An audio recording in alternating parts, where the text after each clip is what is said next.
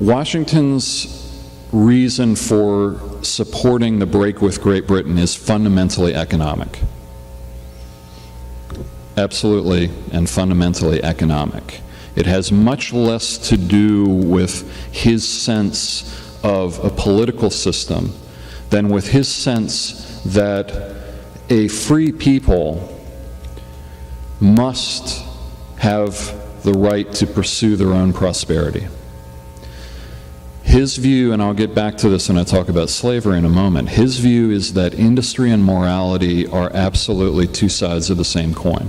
Now, he's not the only person to think this way. Many of these are ideas that come from John Locke and many others at the time, but it's something that he believes completely. That means that an industrious man is, by virtue of his industry, a moral man. And a moral man, by virtue of his morality, will want to be industrious. They both work together. And when you block that, as he believes the British colonial system does through various rules, regulations, restrictions, you corrupt people. You reduce them to a form of slavery. His belief is that the problem with Great Britain is fundamentally economic, and he actually believes, too, that our best way of breaking off from them is through economic means, through boycott, the non-importation agreements. Up to the very end, till April 1775, when those first shots are fired, Washington is an advocate of economic war. Now, once it becomes a military war, he certainly moves into that. He says, well, that's the way it is now, we're going to have to fight.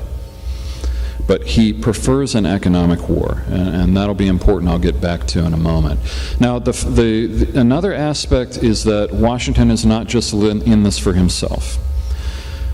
The Fairfax Resolves that he creates with George Mason in 1774 are really fascinating documents for many reasons, but George Mason really writes those articles that have to do with the terms of political separation. Washington is focused on the economic aspects, and he writes a couple of articles which I won't read here, but if you look at the Fairfax Resolves, read them. The 14th and the 15th article, most people don't look at. George Washington almost certainly wrote them, and they're all about building our economic future in America. They're all about what are we aspiring to create. He imagines a land that, first of all, will become a great agrarian powerhouse. It'll become the breadbasket of the world. But he eventually thinks we will become a manufacturing nation. And in those Fairfax Resolves, he promotes that. Now, in the war, and I'm only going to say a couple of things about the war that are, I think, pretty important. Washington, because he believes that this war is about essentially achieving our economic freedom, and to get that, clearly we're going to have political freedom too. He believes at the beginning of the war, unlike many of his friends and compatriots, that this is not a war to win victory at all costs. In other words, absolute war of devastation and destruction and scorched earth. If that's what it takes, that's what we'll do. And many, many Americans believe that because they don't really understand what war is about and what the consequences of that could be. There are some who advocate to him fighting an all-out guerrilla campaign. And instead, Washington says, no, this has got to be a traditional war. The reason that he feels this way is that he believes that we must end this war when we still have the basis to create a functioning civil society, and particularly a functioning economy. We must get out of this war with the building blocks to create and to become prosperous. That's why we're fighting. When we end the war, we must have the basis for a functioning society and a functioning economy. And that's why he decides to fight a war in traditional terms, and also why he wants to end it as quickly as possible. Because he knows that the longer this war goes on, the more devastation that it's going to cause. Now, another thing about the war that's very important, that's the last thing I'll say about it, is that he begins to develop this wonderful, he starts using this wonderful phrase of communities of interest. So by communities of interest, Washington means we need to bond people together in a sense of common interest. In particular, that means bonding the army with the people and telling the people the army is always here. The army is your representative. So he defers to civilian authority. So he believes that any type of military authority would be absolutely contrary to our survival. But also so symbolically, whenever he establishes a winter camp, he opens up a market to work to deal with civilians, for the army to trade with civilians. It's very symbolic. And it's meant to show, it never gets to the point where the army really depends on those markets to survive, but it's meant to show we're here for you, we are of you, we are trading with you. We must do everything to build that sense of common interest.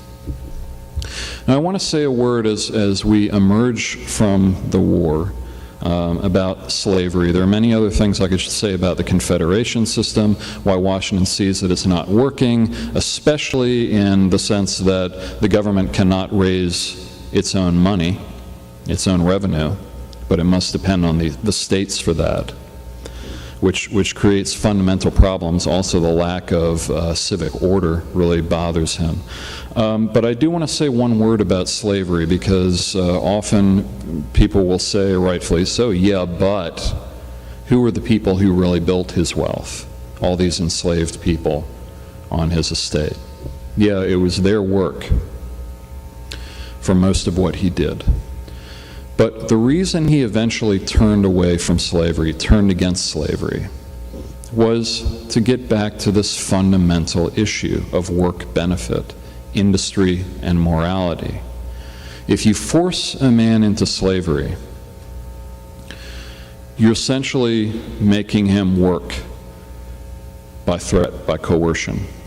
And what's he going to do? What do the enslaved people on his estate do? They do the absolute minimum possible. And they also, as people who are studying this now see, every day they were resisting in thousands of ways to hold back. What did they have in it? What did they get out of it? More slavery. Did they get any benefit from what they produced? Did they have any motivation to produce anything else? Anything more to actually increase your wealth? Absolutely not. That's why Washington comes to believe in the 1780s that slavery is fundamentally corrupting. It corrupts the people who are enslaved, and it corrupts the people who enslave them, because the enslaved people have no reason to produce. It's absolutely contrary to the industry morality principle. And that's why, yes, he should have done it earlier, I would say. He was afraid of what would happen if he freed his slaves earlier. It took him a long time to get to it, but that's why he eventually freed his slaves. He said in his will upon Martha's death, Martha didn't like that too much because she thought then they were going to try to murder her to get free earlier, so she then freed the slaves that she could right after George died. Now,